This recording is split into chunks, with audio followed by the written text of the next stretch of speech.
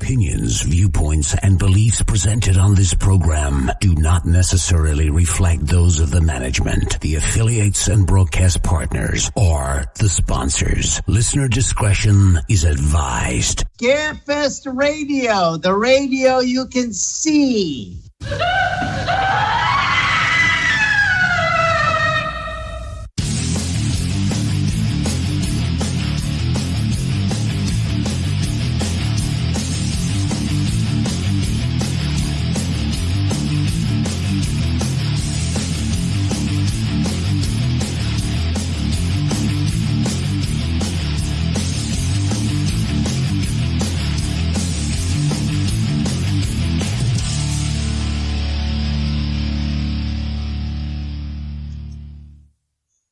And good evening, everyone, and welcome to Scarefest Television. The original broadcast date is December 13th. Halfway through December 2019, Christmas is almost upon us. And so we're almost done with this year, so we got that going for us. Our guest tonight is Mr. Tom Conwell. If you've been to Scarefest very often, you probably know Tom. And he's been on the show a couple of times. He's a ufologist. He's got a background in electronic technician with both the Navy and Honeywell. So he's a smart guy. My co-host tonight is Mr. Chris Sutton, Cody Chris Sutton. Welcome back, Chris, from your extended vacation or whatever the hell it was. It's great to be back. I haven't traded insults with you for 2 months now. And for the record, everybody, I want to go on the record as saying I have offered Chris like 2 or 3 episodes over the last 2 months, and the son of a bitch is always on the road. So that's why he has been absent from the show. Quick reminder. Call me son of a bitch.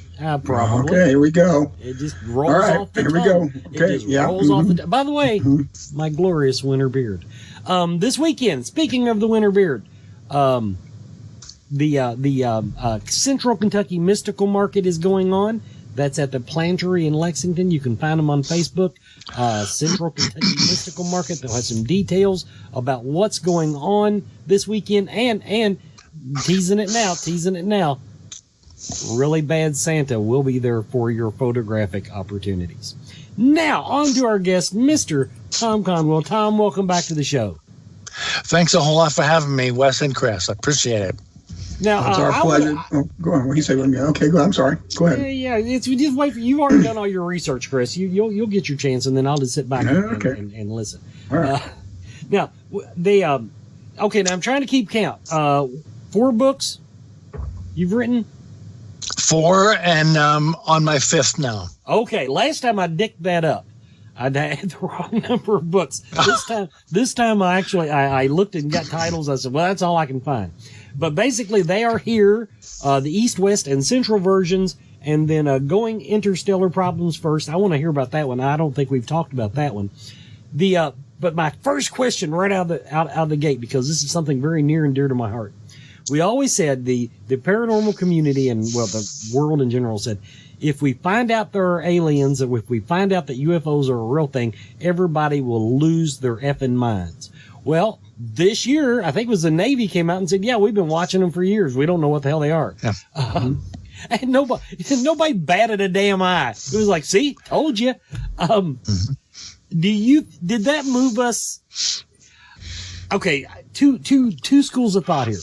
Are they moving us closer to disclosure, or was that them just getting tired of denying it? Yes. Really, they are getting us closer to disclosure with each and every item that comes across. It's been a very interesting ride here. They're doing things so slowly that it's almost maddening. You're absolutely correct. If they were to just come out and say, we're being visited by extraterrestrials, it would not be an issue for anybody. Nobody would care. I wouldn't say not for anybody. Yeah, but you know. If you tell people you're wearing your underwear backwards, it's an issue for somebody. But the some that they look at it from a theological standpoint, and there's aliens. There can't be a God, and Christianity crashes and burns. I don't see it that way. If your view, in my Judeo-Christian view, if a person can't say my God is so infinite that he did other stuff, then he's got a very, very limited God. That's how I look at it. And I think most people that embrace a religion look at it that way. And then there's a whole lot of people that don't embrace religion that probably don't give a rat's ass one way or the other. Sure. I don't think that religion's going to be an issue.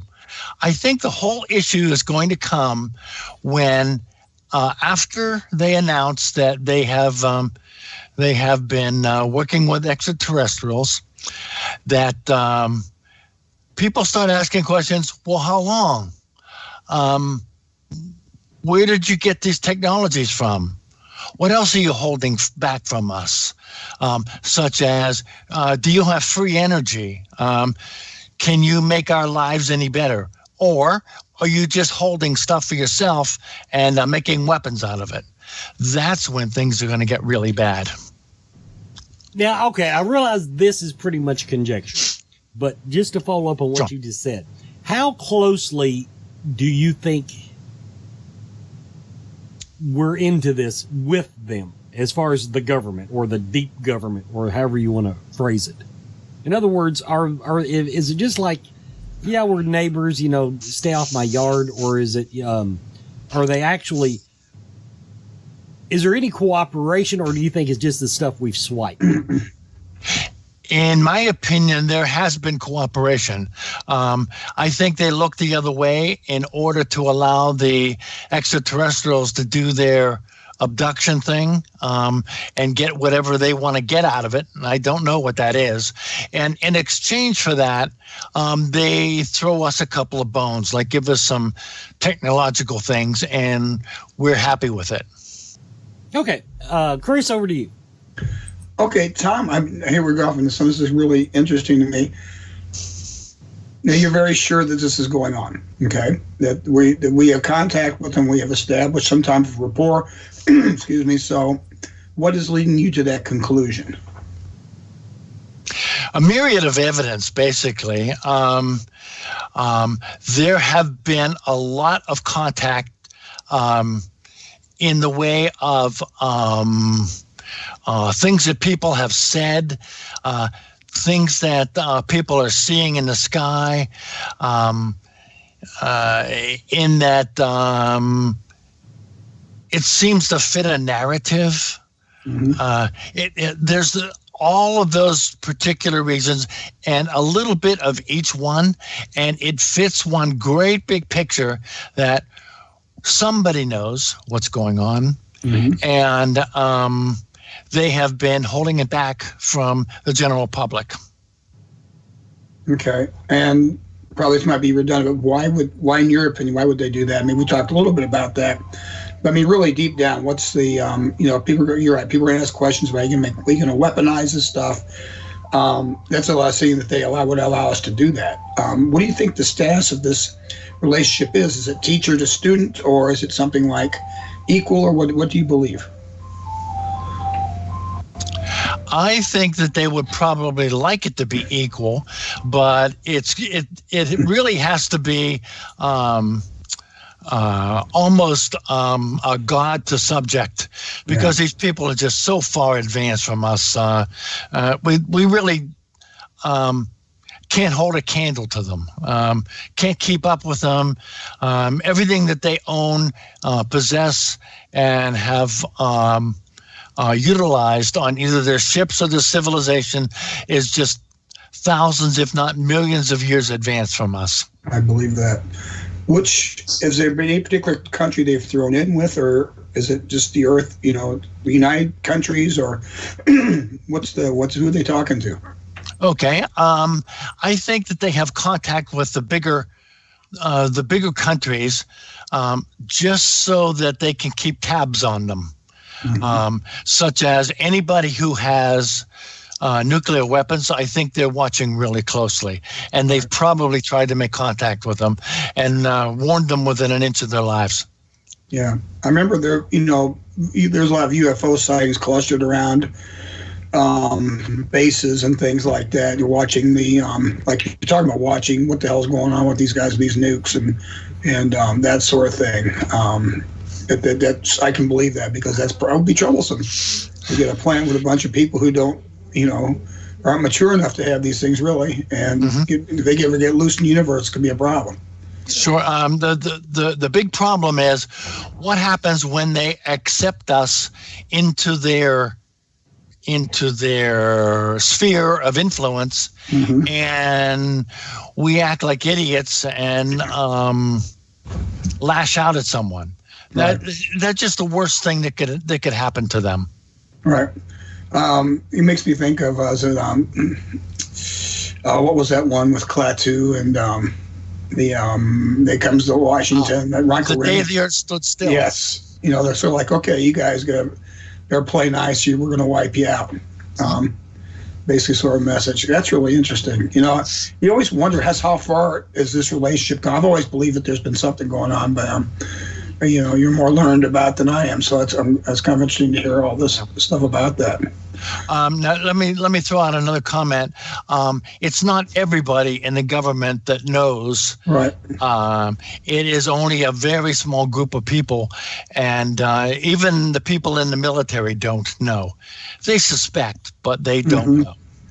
So it's one of those layers, like West made their, calls it the deep government or whatnot. Yeah. I'm not sure what you make of that, but yeah. So if somebody knows it, so I'm like, even might not even go to the president. So it could just be this one group, and yeah, I don't even think the president knows it all. Yeah.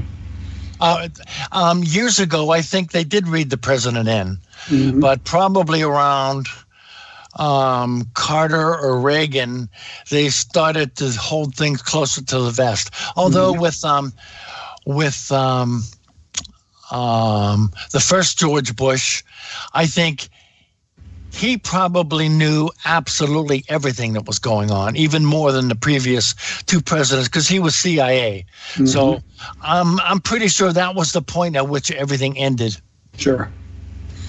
Makes sense to me. And it's sad to say that, that you can't let everybody know the stuff. But, given the polarities and amongst the people across the whole world, it's just a dangerous thing to go out there if it is, all this stuff's going on. So that's cool stuff. Now, I understand you've been doing the database research into UFO sightings. What's going on with that? Okay, well, the one particular database that is available to everyone, that's the National UFO Reporting Center. And if you go into that database, it's broken up multiple ways, but I started via state. And I looked into this database because only one reason. I was looking for things to talk about. I loved giving giving speeches. I wanted to describe to everyone generally what was going on in the skies, and that was a great intro because it had a little bit of everything in it. When I started out with my first state, that was New York. It's the state I live in. And I saw some collections of sightings in areas that I didn't expect, such as Buffalo, New York. I saw more sightings in Buffalo, New York than I did in Syracuse and Albany combined. And that didn't make sense to me. Why in the world would they collect in Buffalo, New York? So I put this great big map together of sightings and realized that everything was collected around water, such as the Great Lakes and the Atlantic Ocean. I expanded that map into Pennsylvania, and I found sort of the same thing.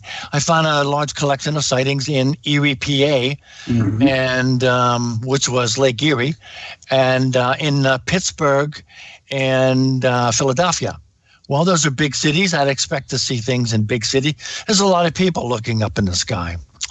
So I continued on with looking into what the database was showing me, and I decided to take a whole chunk of this information and look at all of the states on the East Coast with a couple towards the central, such as Kentucky and Tennessee. Those are towards the central, but not exactly central. So I did that and realized that I was compiling a tremendous amount of information. I also found several problems. What I wanted to do was put everything into graphic form. Graphic is the wrong one. Into the form of a graph. And so that when you looked at the graph, you could tell at a minute's glance what was happening in certain areas over the years. Were there changes in the kind of sightings? Were they morphing from one type to another? All of these little things I found issues with in the particular states. So in order to put it into a graph, I looked into the types of things being seen in the sky. People describe almost 45 different things seen in the sky. Well, I'm not going to be putting them on any graph. Right. That would look like a mess. In addition to that, I wanted to look at the types of things being seen and how they were changing over the years. I noticed that early on, there was a collection of lights in the sky plus flying saucers. And those numbers went down as the years went on. That's the other reason why I wanted to have a graph so that I could show how things were changing over the years. And so I put that whole thing together. Then I jumped into book 2, which was the central U.S., starting with Ohio and going out almost to going out to and including North and South Dakota. When I did that, I realized that I was leaving something on the table. I had 2 great maps in New York and Pennsylvania, and I wanted to continue those maps on for each state. It was a real pain to get, first of all, a state map, cut it out, put it onto the foam board, put pins in it. It was just a mess. So what I did is I found the biggest U.S. map that I could, which was a 30-inch by 50-inch map, put it on foam board, and put 1 trillion pins in this thing. Also realized very quickly that I was not going to be able to fit all of the pins in for even just a couple of years because there's so many sightings in some areas. So I had to make some sacrifices. I got rid of the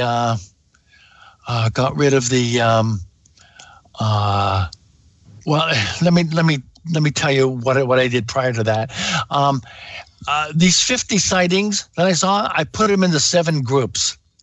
I got rid of 4 of the 7 groups and used the ones that appeared the most and cut short the amount of sightings that I was going to have from 2011 to 2015. That's all I included. 11 to 15. There were so many things seen in the sky. It was just absolute. I put that on a map. Some areas I had even more problems with, such as Chicago. I couldn't put little pins in and around Chicago and include all of the sightings being seen. So I used big pins, and the big pins equal 20 little pins. Well, that worked until I got to the West Coast. And on the West Coast, there were just too many. I couldn't put them in and around certain cities such as Seattle and San Francisco, Los Angeles, and Phoenix. There were so many sightings. I had to say another colored large pin equals 100 little sightings. Otherwise, it would just cover the entire map with little pins, and you wouldn't be able to tell anything. Right. When I did that, I started noticing some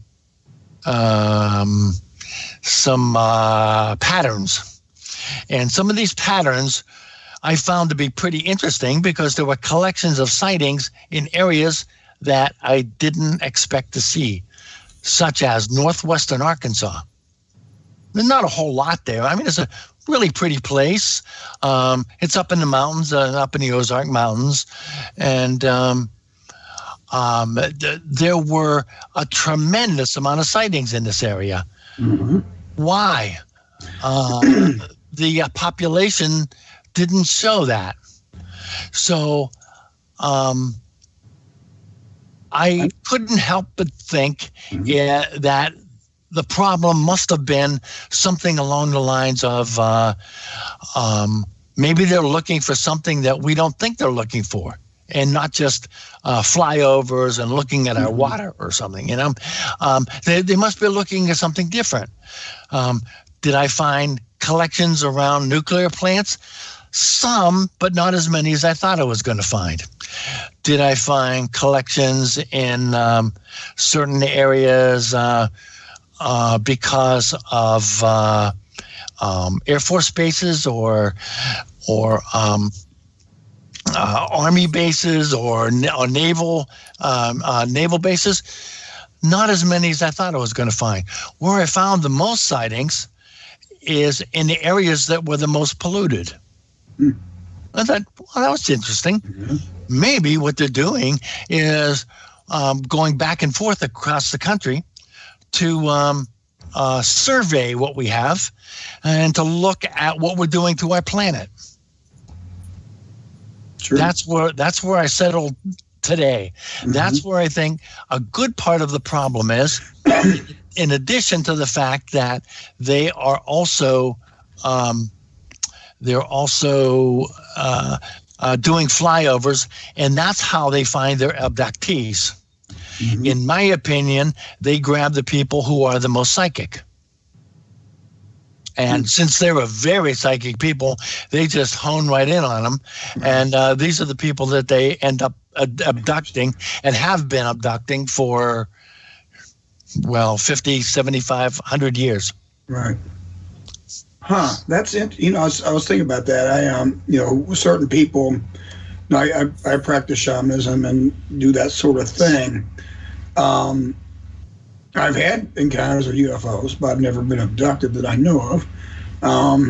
So I've always wondered, why certain people. I mean, I read Whitley Strieber's books and about the, why, the whys of why. Yeah, the whys. Mm-hmm. And it's amazing. I read John Mack's stuff and Bud Hopkins and those types of people that are getting abducted. But that's the first time. Of course, I don't know if they would talk about the psychic aspect of that or not. But I find that pretty reasonable. It's easier to communicate with them, I would imagine. Sure. The other thing is, when I first became a ufologist, I had there's no other way to call it, but just the distinct privilege of interviewing probably up to about 30 people who had claimed abduction. Mm-hmm. Of those 30, I think that there was about probably close to half that I felt that they had some significant encounters. And some of the others, I would have doubted that they were abducted.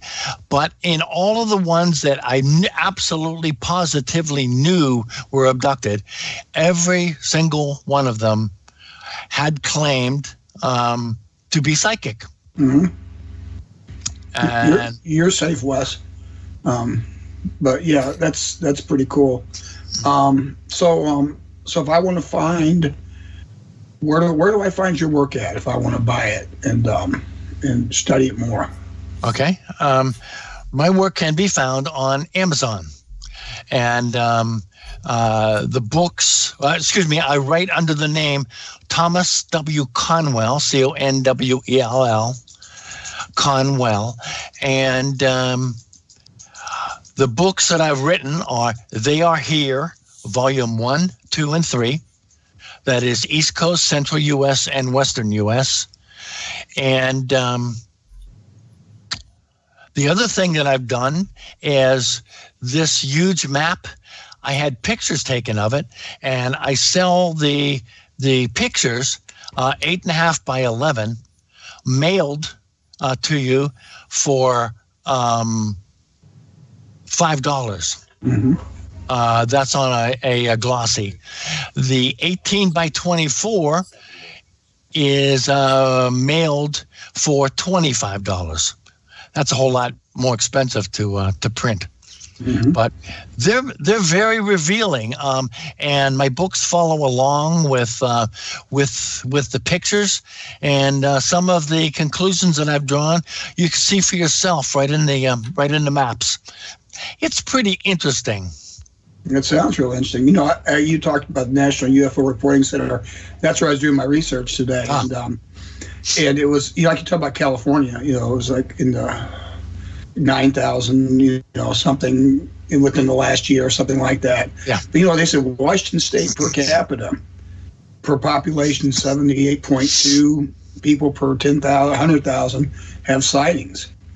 And I remember back in 1947, Kenneth Arnold's flying his airplane across there and sees 5 boomerang shaped objects. So he said we're like saucer skipping across water, which is where we got the flying saucer name from. But why do you think Washington State is so popular? You talked about Seattle earlier.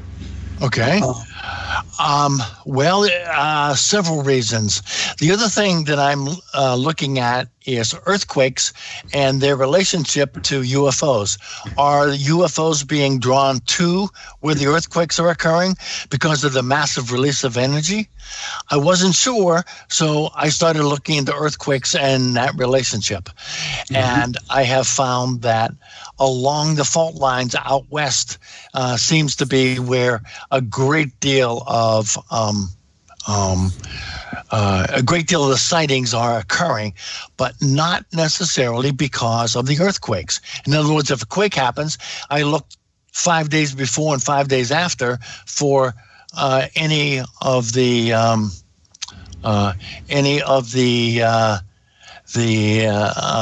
sightings collecting in and around these areas. I'm not seeing a lot. Mm-hmm. I'm really not. But for when you look at a whole year, these areas seem to have the most. But I do think it is because of the Earth and the plates. Out west in California, where the San Andreas Fault is, that mm-hmm. is a big collector of things. It's really tremendous out there.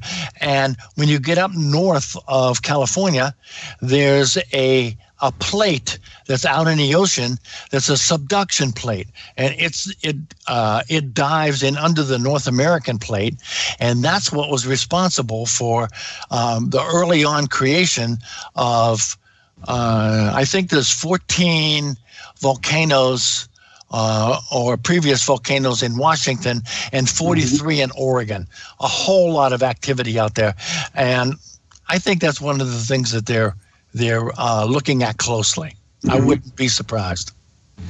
Yeah, that makes sense to me. You know, you're talking about northwestern Arkansas. I don't live too far from there, and there is a Whiteman Air Force Base is not too far from there, and that's where the stealth bombers fly out of. And then there's also New Madrid Fault runs down that area, so you got kind of a double thing going on there. But man, I tell you what, Tom, was fascinating talking to you. It's like our time's about up. So again, thank you very much. And Wes? Okay. Everybody, we'll be right back with more Scarefest Television.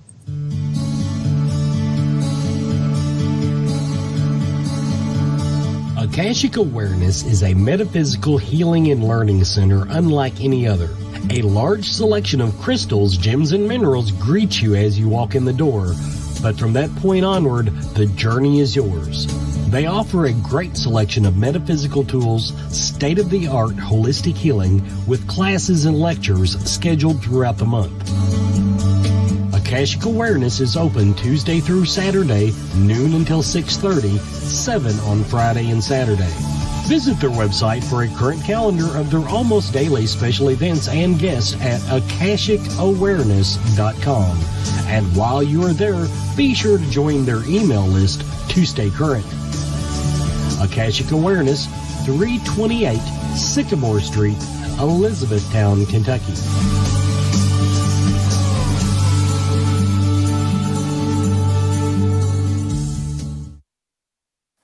Hey guys, it's the Fake Champ Boys. Just thought we'd drop a little line just to say thank you everybody for watching. Hang on. Thanks everybody for watching. Good. What? Well, Try this. Okay, we're happy? I think so. Okay, we're Yeah, good to go. I'm happy. Thanks everybody for watching, for reading, for listening. Have a Merry Christmas. Happy Hanukkah. Hanukkah? Merry Festivus. Festivus. Whatever works. Yeah. Festivus, I think. Cool. I think we have a winner. There we go.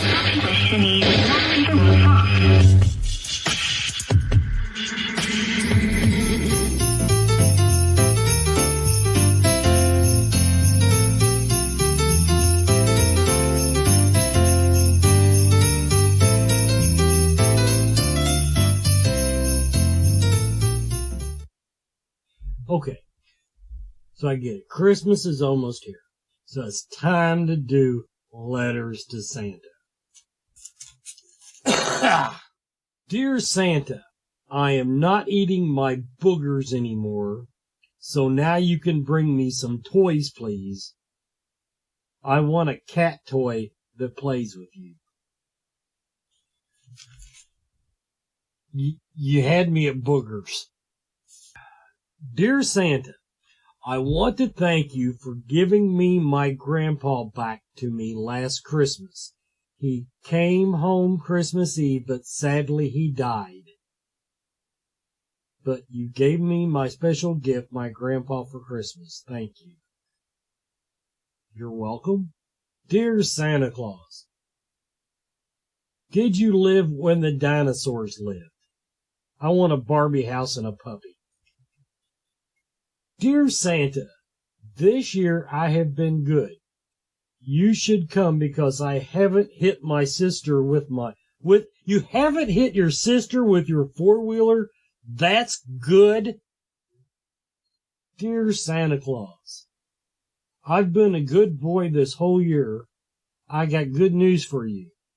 I can sleep without doing pee in my bed since June. Okay, you win.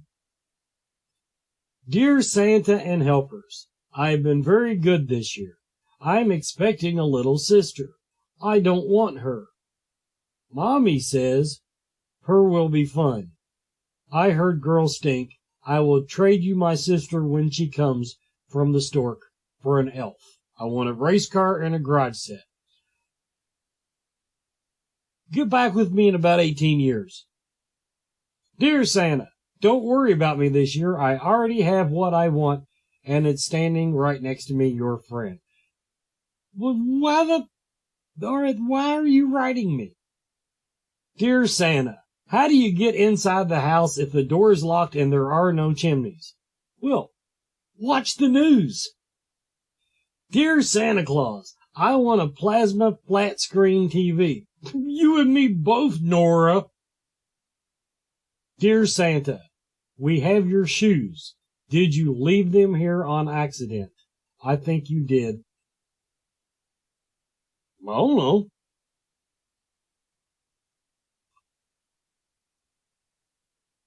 Stuff happens. Santa. Hi, Santa. I know it's early, but I'm not asking for a gift. I'm asking for a dog. I really want a dog. I want a yellow lab puppy. That's a gift. Dear Santa, please bring me a Shirley Temple doll, and I will... How old is this damn thing? Dear Santa Claus, this is what I want for Christmas. I want a sleeping bag, a pink nightgown, Monopoly bracelet, necklace, sled, a new bed. That's what I want for Christmas. Love, Debbie. P.S. Why do you come down the chimney? Well, you locked the damn door. Hail Satan. That's not my damn mail. And don't forget, this weekend you can get your photo with Really Bad Santa at the Central Kentucky Mystical Market. Check them out on Facebook, Central Kentucky Mystical Market. Everyone is talking about CBD oil, and it seems like almost everyone is using it.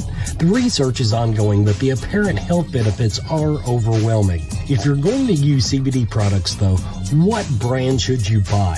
First, find out where the hemp was grown.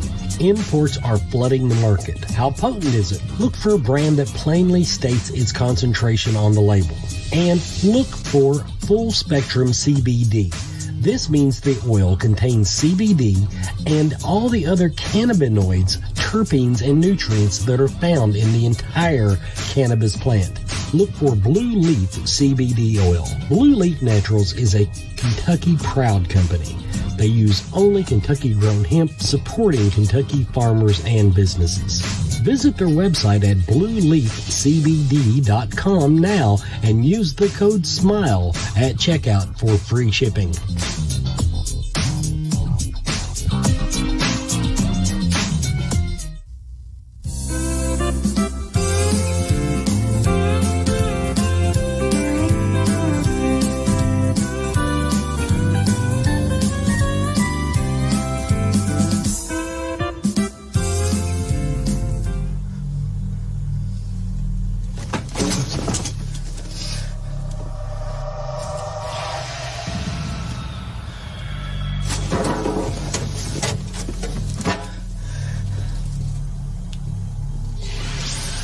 I'm hearing a lot of strange noises and a lot of shadow movement.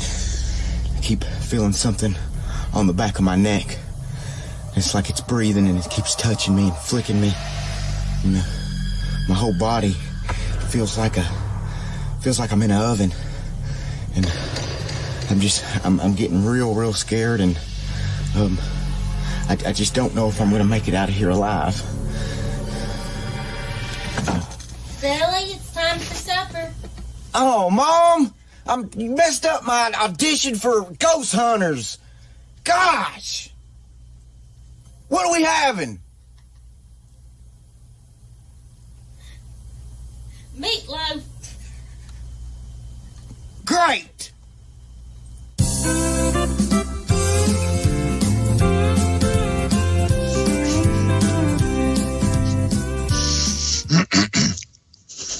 And welcome back, everybody, to Scarefest Television. We've got a few more minutes now with our guest, Tom Conwell, ufologist extraordinaire. I do want to touch on one thing. Now, I've been trying to keep up with some of the theories. Now, it's obvious you believe that we are dealing with actual extraterrestrial beings. The reason I'm asking this is there's this whole new school of thought now that are saying these aren't even really flying saucers. They're actual living beings that are flitting about the atmosphere.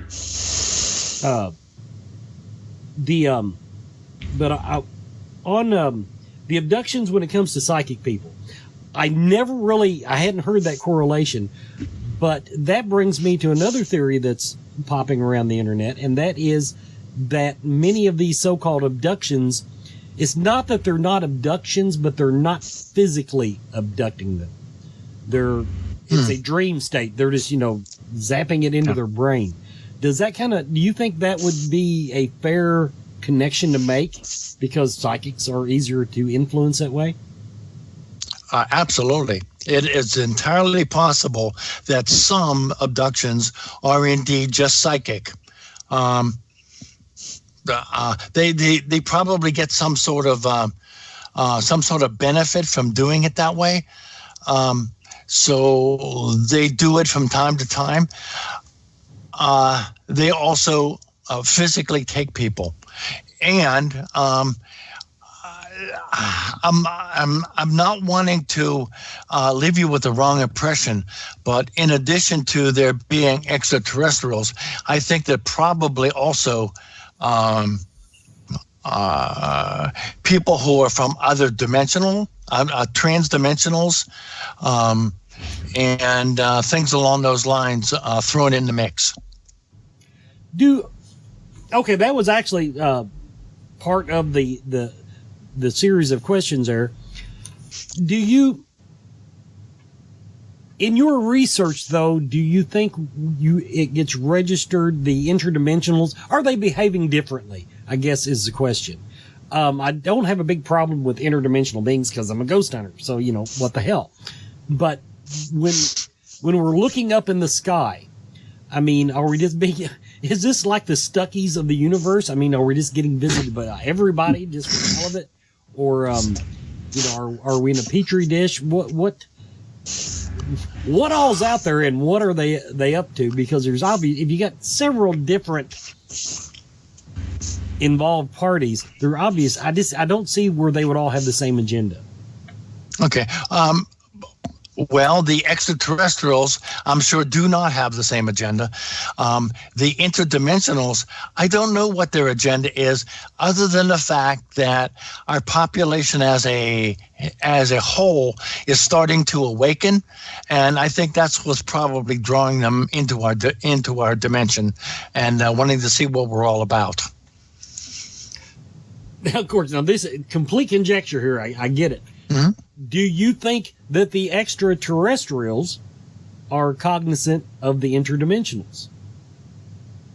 Yes, because I also believe that in many cases they utilize jumping into dimension and out of dimensions in order to travel huge distances.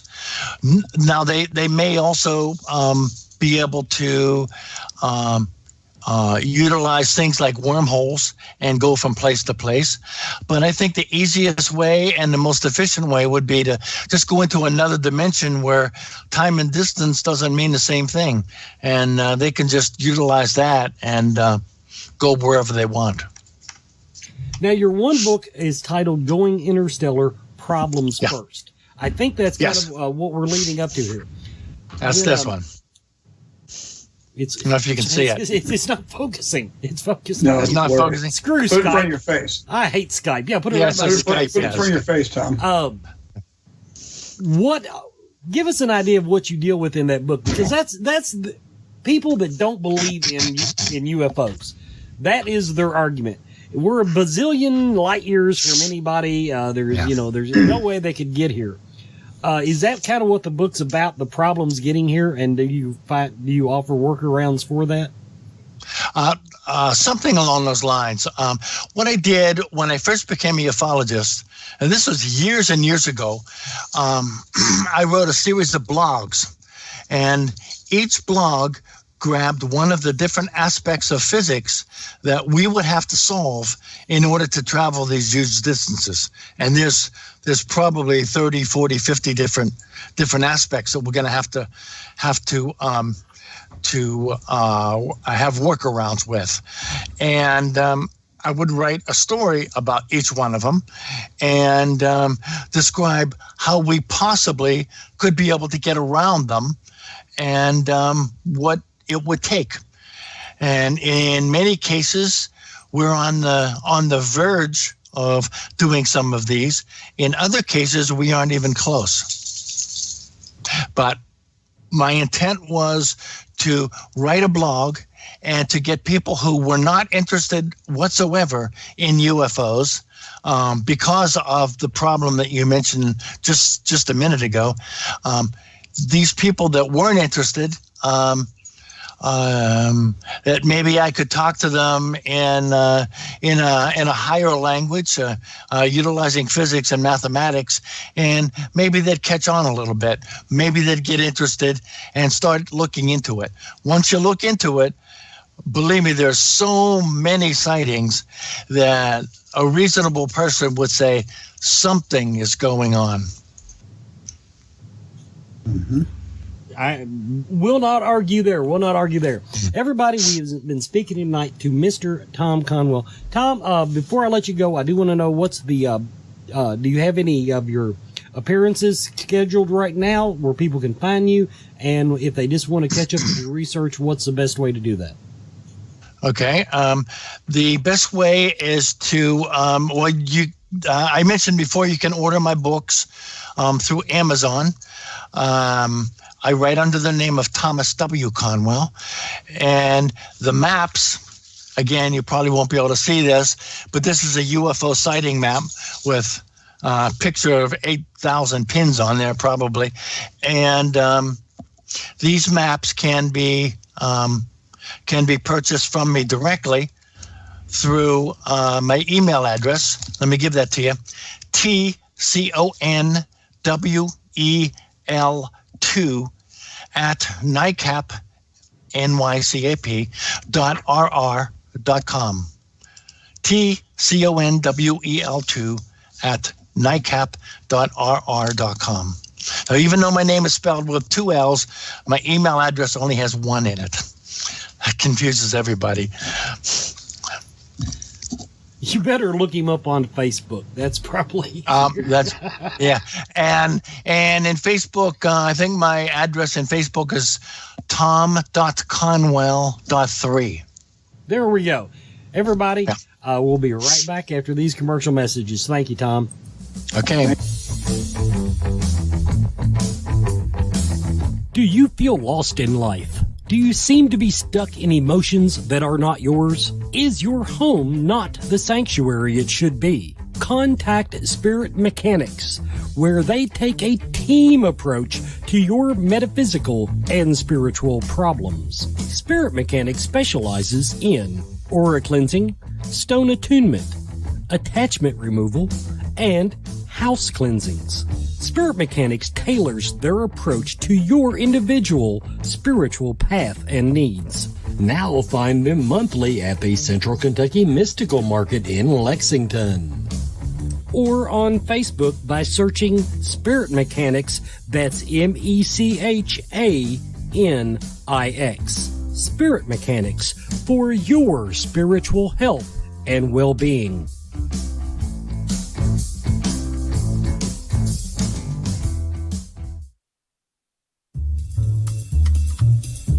Hello, Scarefest. This is Joe Lewis from Bonehead Weekly. I had posted how I wanted some suggestions from you all in social media, and a lot of you got back to me. Some of them I'm going to do, I promise. But this first one is for Cece. You may know her. She's one of the co-hosts for Scarefest, so I'm doing this for her. Listen to me. A storm of hell is coming down on this place any second. I don't know what they are. I don't know where they come from. All I do know is that these fuckers are fast, nasty, and hungry. And there's 4 of them, okay? They got claws like Ginsu knives and more teeth than a chainsaw. They're coming right now, so we got to lock this bar down. That means doors, windows, drains, and zippers, and we got to do it now. You get a phone, call the cops, National Guard, townies, anybody who kicks ass, and get them out of here. Any questions? Yeah. Who the hell are you? I'm the guy that's going to save your ass. A monster immediately comes through and cuts that fucker's head off. The movie is called Feast. CC asked me to do Feast, and I said, yeah, cool, I'll do that next. And it's an interesting backstory. The backstory of it is Project Greenlight. If some of you are old enough to know, they used to do this series called Project Greenlight. It was produced by Ben Affleck and Matt Damon. Filmmakers would submit scripts, writers would submit scripts, directors would submit reels, yada, yada, yada. So they finally kind of split that up. So if your script, the first 2 seasons of it, I apologize, the first 2 seasons of it, if your scripts got selected, you got to direct it. For the third one, they split it up. The screenwriters are one thing, and then the director was another. And they decided to do a horror film and brought Wes Craven on to executive produce the show with them for this. It's directed by a guy named Clu Gulager. Now, John Gulager. Clu Gulager is his father. You'll know Clu Gulager from many, many shows. He was at Scarefest this past year. He was Return of the Living Dead. He's one of the Bert and Ernies. He's a fantastic guy. I wish I could have had him on the panel. He got a little sick. He couldn't do it. Tom Matthews did it. However, Tom introduced us later. I got him to sign my poster. Yeah. And he was very nice and cordial to me and was very sad that he didn't get to do the panel. His son, John Gulager, is a director. He directed this, and actually there's 2 sequels. The second one's called Feast to Sloppy Seconds. The writers of it were Patrick Melton and Marcus Dunstan. What's interesting about them was that they would go on to write most of the Saw sequels. Check it out. They also did this little movie called The Collector and the sequel to The Collector. I highly recommend The Collector. That's one I want to throw out to you right now. This movie is a lot of fun. It doesn't make a whole hell of a lot of sense in the sense of there's not really a huge explanation of what these creatures are, why they show up, why they're attacking all these people in a bar. It's got Henry Rollins in it. It's got Judah Friedlander. It's got Jason Mewes, Clu Gulager. And the actual heroine of the film is played by an actress named Krista Allen. To say that I had a little crush on Krista Allen would be putting it mildly. But she's a really good actress, and this may be one of her best performances, actually, in Feast, believe it or not. Is a single mom trying to make a living in a bad situation and is caught up in this bar. And everything that you think is going to happen in this movie, the exact opposite happens. Like I just gave you that speech of the hero, that he should just kick ass, right, from the time that he comes through the door and then does it, and then the next thing, they cut his effing head off. Check out Feast. CC's right. This movie is underrated. Not enough people have seen it. Thank you so much, CC. That's Feast. This has been Joe Lewis. I promise in the next week or two I'll have a new movie to review. See you later. Check out Bonehead Weekly.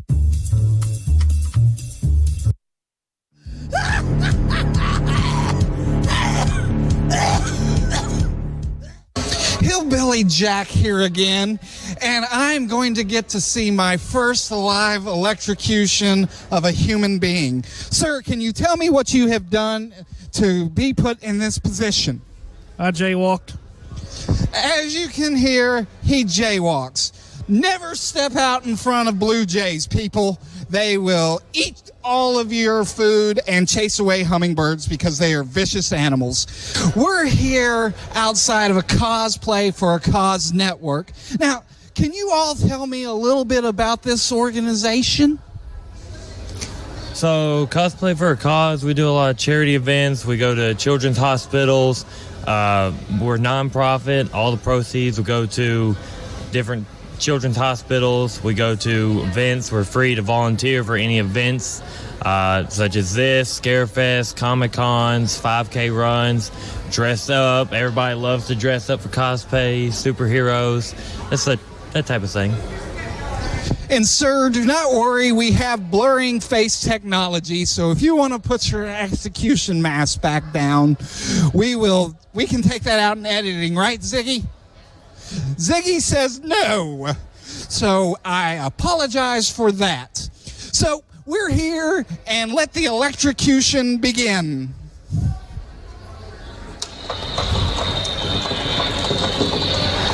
At what point do the eyeballs come out? And dead. That was so awesome. You can't see it, but there's smoke coming out of his ears. All right. Oh, one final thing. We are on the lookout for this Professor Dornak. Have either of you all been able to see him? Another lost cause. Thank you for your time.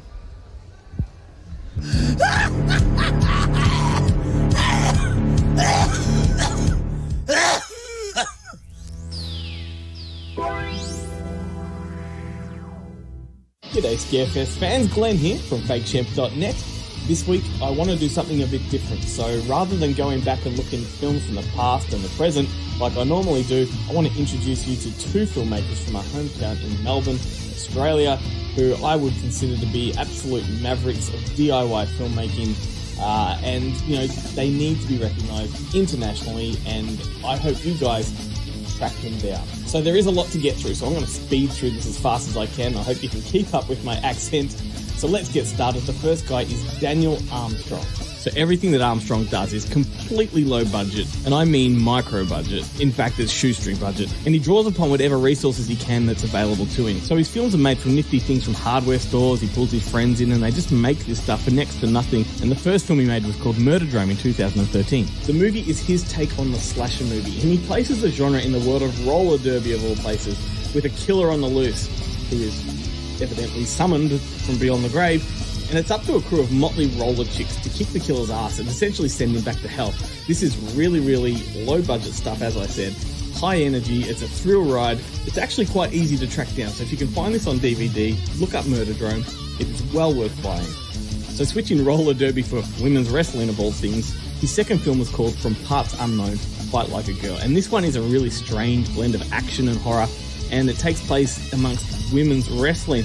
And the Women's Wrestling Federation is tormented by gamers who are turned into homicidal maniacs thanks to an addictive technology that's been infused into a new wrestling video game. I can't say I'm a huge fan of this film, to be honest with you. And there's his third film, which is completely wild and really weird, and it's called She-Borg Massacre. Now, this one in the States, I think, was released under just the name She-Borg.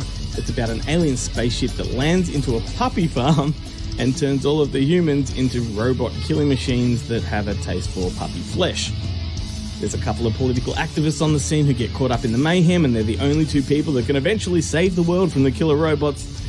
This one is just a hell of a lot of fun. It's wild, it's wacky, it takes place in the wilderness, and that brings me to the next film that he made, which is called Tarnation. This one is my personal favourite of his. I absolutely love this one. It's essentially his take on Evil Dead. It takes place in a cabin in the woods. It's perhaps his most ambitious and comprehensive movie. It pretty much takes all of the cues from Sam Raimi's classic. It's got the cabin. In this case, it's actually haunted by a painting. The woods outside are described on the DVD cover as Satan's playground. And while, look, I wish this one were more readily available to everyone in the world, I don't think it's had much of a release outside of Australia, so you may have trouble tracking it down. If you can play multi-region players like Region 4, which is our code down here, highly recommend buying it from an Australian trader. And that brings me to his final film, which has yet to be released. It's called Nova Star. Look, I don't know much about this one. I don't even think it's had any screenings. Have no idea when its home entertainment release is going to be, and I can only go off the poster art, the production stills, and the trailer footage to say that it kind of looks like a really zany sci-fi romp, sort of reminiscent of Barbarella and other exploitation space films of the 60s. Whatever the case, Daniel Armstrong is an absolute legendary filmmaker. I want you to look him up. He's got a website called Strongman Pictures. His films are just fantastic. And that brings me to the next filmmaker, whose name is Stuart Simpson. This guy is a bona fide legend in my books. He's made one of my all-time favourite Australian films, which I will get to in a moment, but let's get cracking. So his first movie was called Demons Among Us, and it's essentially about a demon being resurrected in a small country town, super low budget, absolutely DIY. This one kind of has more of a feel of one of those sort of final year film student kind of projects, so, you know, it's camcorder kind of stuff, but the thing about this one is it's just full of ambition, and Simpson's potential is smeared all across the screen. This one was actually distributed through Troma Pictures in America, who I'm sure you guys being Scarefest fans know exactly who Troma are, so you should be able to find it in places like eBay and even the Troma website. Actually, I think the Troma have the entire film up on YouTube for free, so you can go and check it out right now. It's not a great film by any means, but it's just one that is loaded with potential. And then that takes us to the next film that he made, which was called El Monstro del Mar. This one did get a release in America, but it was just called Monstro. And while this one riffs off those exploitation films like Vixen and Faster, Pussycat Kill Kill, and Simpson really leaned on the work of Russ Meyer mixed with Lovecraft to tell his story of a giant creature from the deep, i.e. a giant octopus, that wreaks havoc on a seaside shanty that's occupied by a bunch of killer vixens. This one is just a splatterfest. It's non-stop violence. It's kind of like being trapped in the kitchen of a sushi restaurant as these sexy women slice and dice their way through countless, well, I suppose not countless, 8 tentacular tentacles, and it's just an exercise in mayhem and carnage. It's a delicious looking film. The production design is great. Once again, very low budget, very lo-fi, which brings us to Chocolate Strawberry Vanilla, which is one of my all-time favourite Australian films. I need to slow myself down just a little bit because I really want to sell this one to you. This is Simpson's most stylish and professional looking film to date. It tells the story of a lonely ice cream truck driver who is bullied and tormented by local thugs, and when pushed to his limit, he explodes in a sort of taxi driver style of vengeance and revenge. It's an absolutely wonderful film. It's funny, it's terrifying in equal measure, it's entirely heartwarming and endearing at the same time, and the lead actor is Glenn Maynard, who he's one hell of a guy. His face is, quite recognisable down here in Australia. And if you enjoyed The Joker with Joaquin Phoenix, then you're going to love Chocolate Strawberry Vanilla. It practically has the same narrative structure, the character arc and all of that. It's so familiar, but this came way before The Joker. So I guess at the time it was more of a taxi driver kind of influenced film. And as far as I'm concerned, this one is far more powerful than The Joker. So do yourself a favour and find this one. It had a Blu-ray release in America. It is a cut above the rest of all of Simpson's work. It's theatrical, it's colourful, it's terrifying, and it's just one of the best. And that's it. I'm exhausted, so I'm going to leave it at that. Thanks heaps for watching. Thanks for all the compliments I've had over the weeks. I've really enjoyed doing these videos, and it's been really humbling to know that a lot of you people have been tracking them down and watching the films that I've recommended. So thanks for the messages. Keep them coming. Follow me on Facebook. We're fakeshemp.net. Listen to our podcast. Just find us on all the socials. Like, click, subscribe, all that kind of stuff. And I'll see you next time.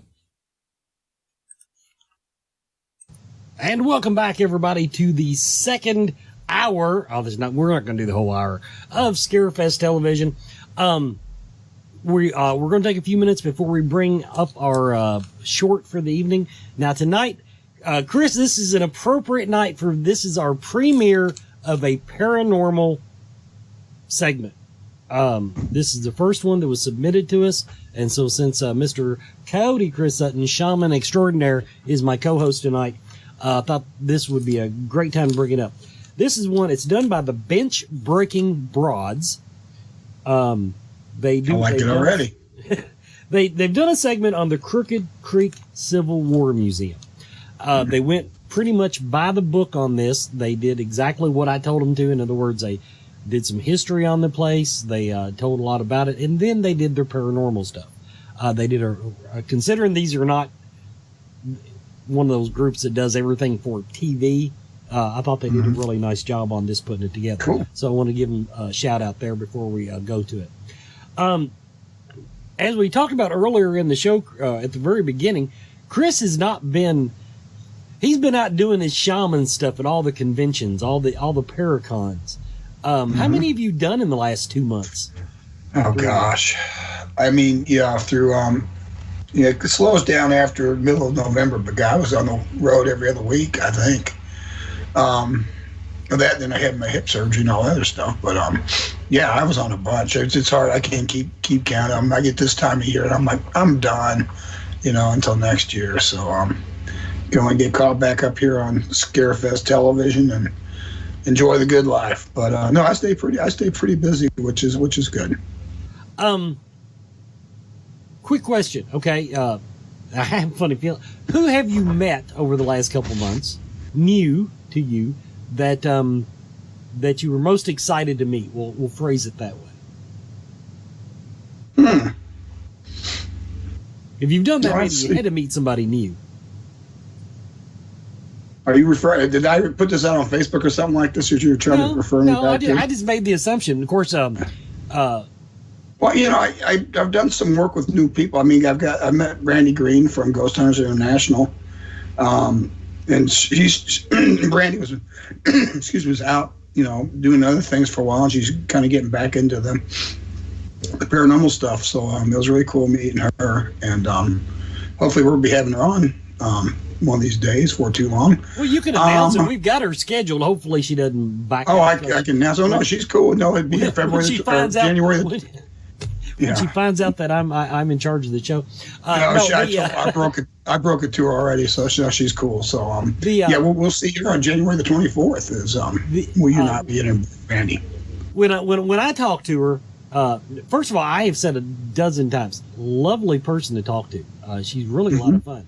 But has she got really burned out on the paranormal? Yeah.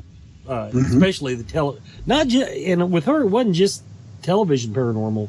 She was getting really burned out on the field in general because of the whole tire spinning thing. She felt that everybody was doing the same things over and over, watching TV, just trying to imitate it, and wasn't seeing any advancement. That's when I talked to her, that's what she really pushed, was she wasn't seeing any advancement in the field. In your conversation with her, is she coming back to the field, getting active in it again because she wants to spur that advancement, or has she actually seen the field improve a little bit? Well, Brandy is an honest person. At least she does not hide what she feels. I think she's getting back into it. I think she wants to, and to do it her way, not to go into any type of imitation of what's going on. There's some, we talk about the shows and things like that. Some of them are, we like, some of them we don't like. Her thing is, back from her Ghost Town International days, she said this, and I believe her because I know it. We know Dustin and who's on Ghost Town International, Dustin Perry, and I know Rob Demarest. And Brandy's the one is like, if she ran, the devil himself was at the door. This girl ain't scared of nothing. And so, and she's a real big skeptic. I mean, she, this is her way. She doesn't go out there to say this place definitely haunted. She goes, we would go to places, and if it wasn't haunted, it wasn't haunted, and we would say that. And she's like that. She is. This is what it is. This is what I found, and this is what you're going to get. And that's what I admire about her. Is that we're going to be doing some events together this next year, and I'm looking forward to it because I love straight shooting like that. Has did she give any indication? I remember when I spoke to her that the thing that made her most skeptical was that she had not had a real personal paranormal experience. She's seen the evidence, she's heard the evidence, and but because she hadn't had that come to Jesus moment, if you will, she looked at everything a lot harder than a lot of us do that do embrace it.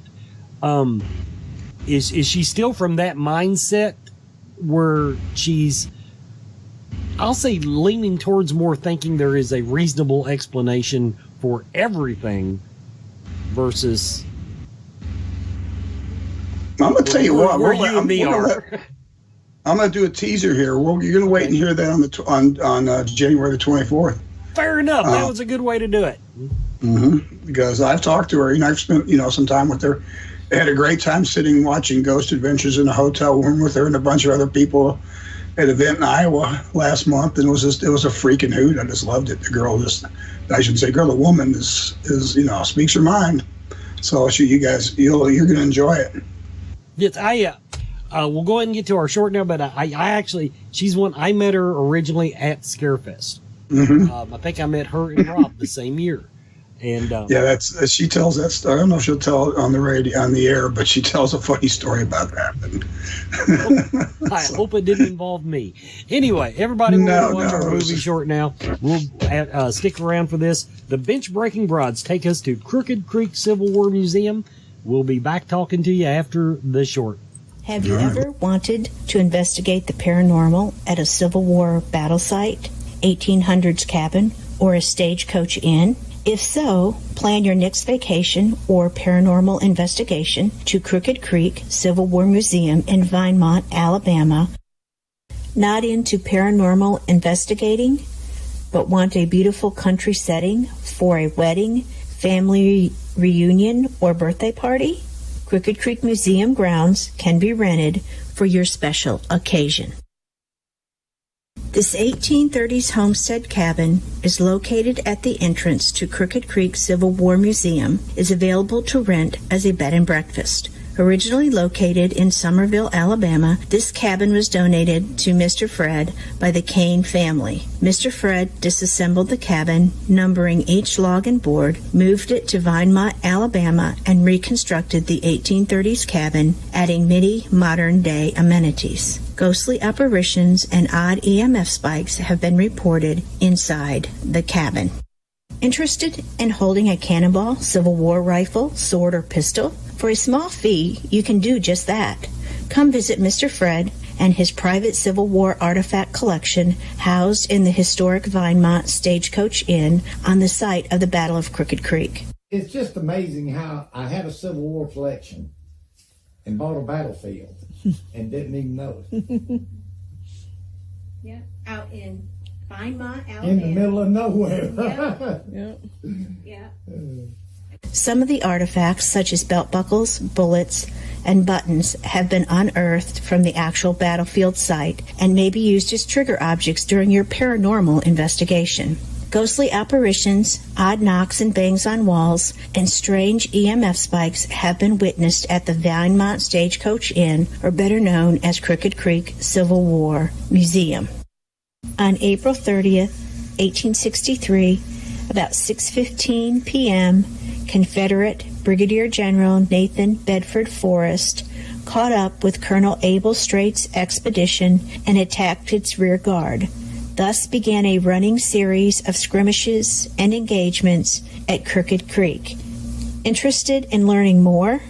Come out and visit Mr. Fred at the Crooked Creek Civil War Museum and let him tell you the history of the Civil War battle fought here in Vinemont, Alabama at Crooked Creek.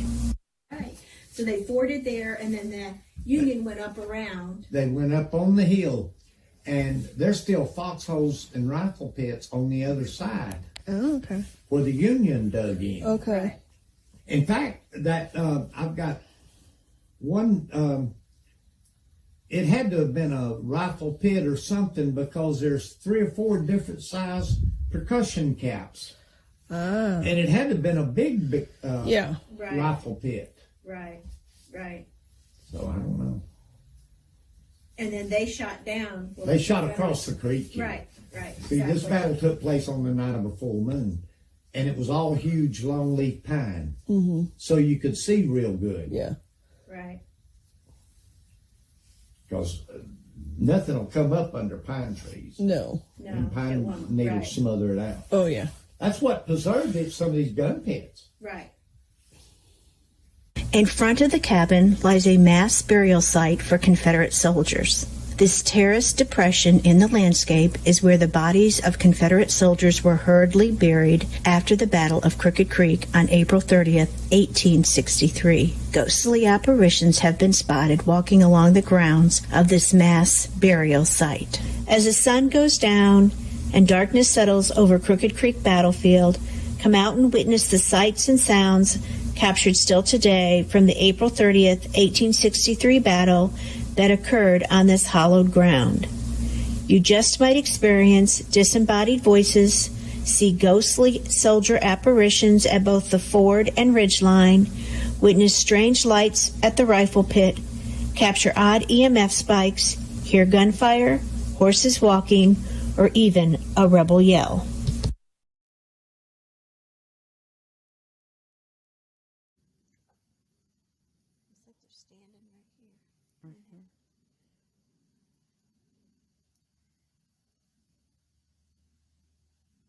Stopped. Because they're standing, that's how tall they are. Mm-hmm. Hold on.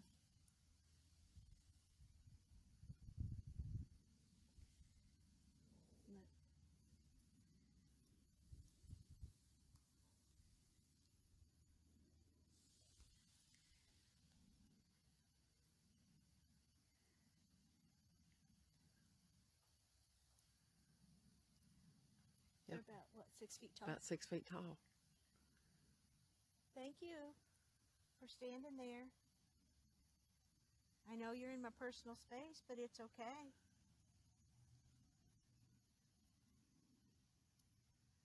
Is there more than one of you here? There's about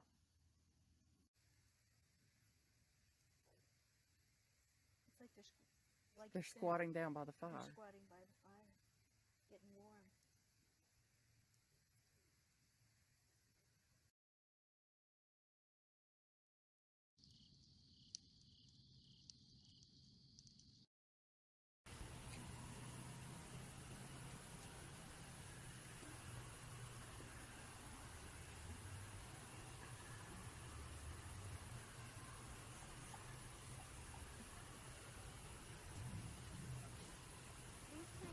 There, you're trying. Can you turn it on so Mr. B can see? Thank you. Can you turn it a little bit more, a little bit brighter? Is that flashlight? Yes. Yeah. And I just set them up. Can you turn it on? We've had 2 of them. Hi, Kim. We're having flashlight activity. We moved locations. Both flashlights now. Both flashlights on, Mr. B. You watch. I'm going to try to walk around and fall and bust my butt. Can you turn the 3rd flashlight on too? There's 3 of them. Can you make all 3 of them light up?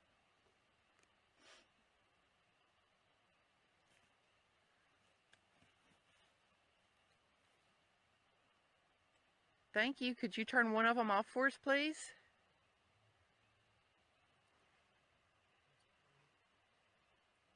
Thank you. Thank you. Can you turn the other one off? Please. Thank you. You rock. Don't worry, Kim. I have no intention of it. And I do have 2 nurses with me, so... Are you a Union or Confederate? Gotta go one at a If time. you are... well, we got a yes for something. Thank you. If you're a Union, turn 2 flashlights on. If you're with the Union, the United States, could you turn the 2nd flashlight on, please? I think that's your answer. If you are a Confederate soldier, can you please turn the flashlight off? Yep. Wow. Thank you. Thank you so very much.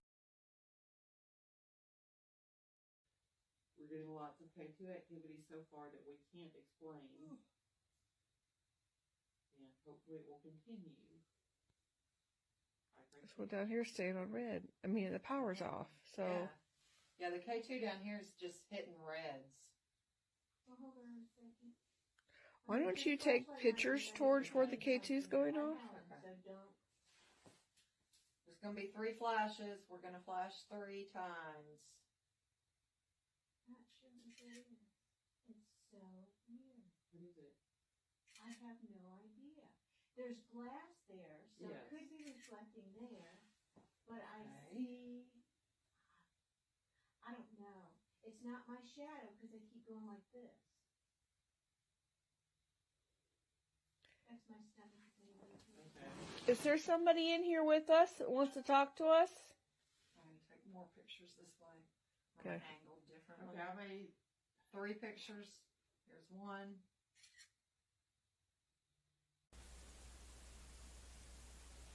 Is there anybody here with us?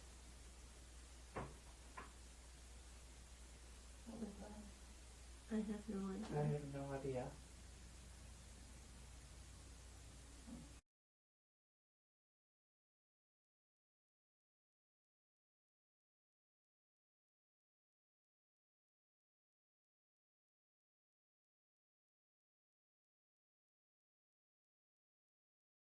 Gabriel? Gabriel, are you here? Gabe?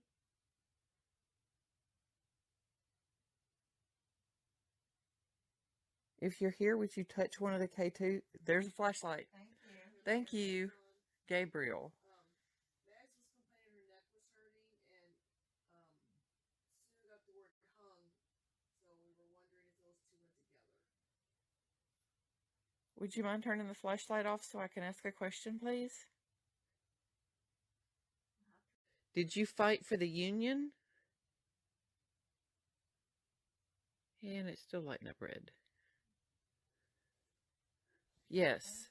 Thank you. Were you in the cavalry units? Yes. Thank you. Thank you.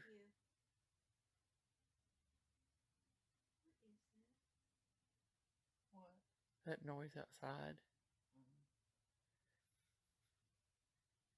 Thank you. Thank you very much. Were you from Indiana?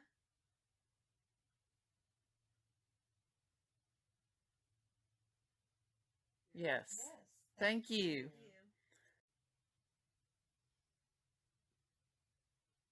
Were you 16 years old, or are you 16 years old? That's what I get the feeling. That he's like 16. I just feel that. Me too.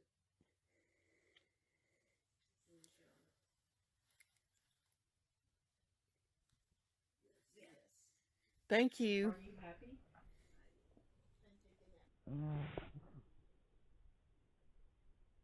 I heard something when you said, "Are you happy?" What did you hear? No. Did you die on this land?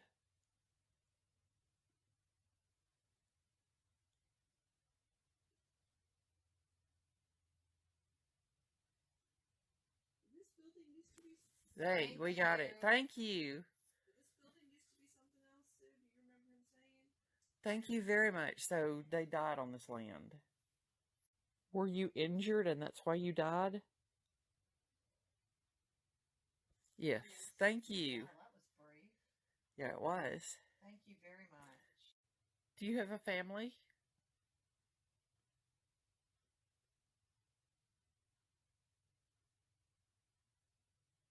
Yes. Thank you. Night.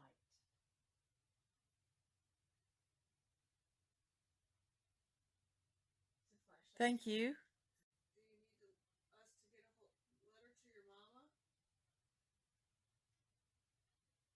Let her know you're okay? I'm not sure they're okay. Where you're at? Yes. Thank you. Interested in the paranormal or just love history? If so, be sure to come out and visit Mr. Fred Wise at Crooked Creek Civil War Museum and Battle Site in Vinemont, Alabama.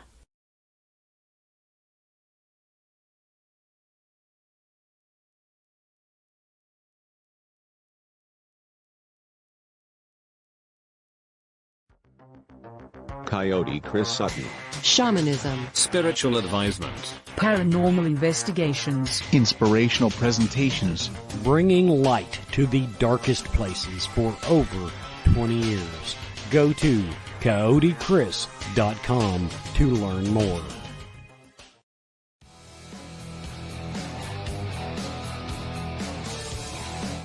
Scarefest Television is evolving and you can be a part of that journey. Our fans are submitting great content and that content is driving the show forward. Do you have an idea for a Scarefest television segment? Much of what you see during the show wasn't even our idea. It came directly from the fans of the Scarefest, and the fans know what the fans want to see. Of course, we are still looking for makeup and horror effect videos, horror movie shorts, and paranormal location segments, but we are open to all ideas. Contact us at scarefestradio@gmail.com and become a part of something big.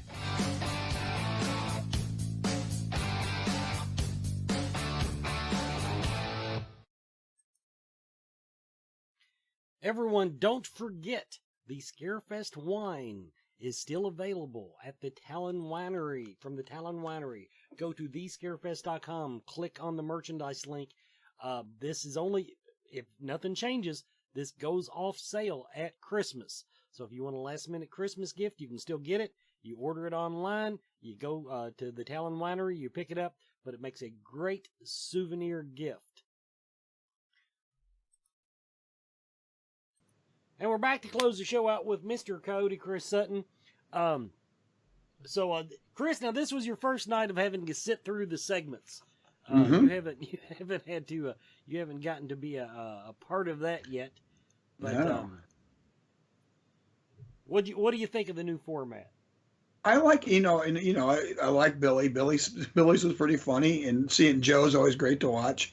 The mutant guys look pretty cool, and the bench breaking broads did a real nice job there of putting a little investigation together and talking about their little Civil War place there. So yeah, it's varied. It's more variety and stuff like that. So yeah, I really liked it.